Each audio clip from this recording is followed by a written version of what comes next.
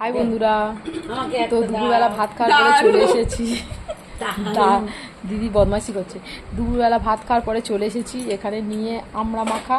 তো আমরা এখন আমড়া মাখা করবো কাঁচা মেটে। আমরা এখানে কাসুন্দি, নুন, চিনি, লঙ্কার গুঁড়ো দিয়ে মিশিয়েছি।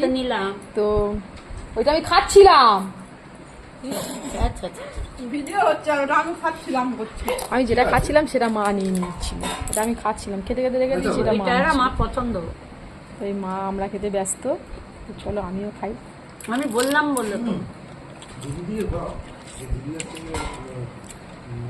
আর এদিকে দুবেলা ভাত খেয়ে না উঠতে উঠতে দিদি এদিকে কি করছে দেখো, বরবটি সব সবজি কাটতে ব্যস্ত।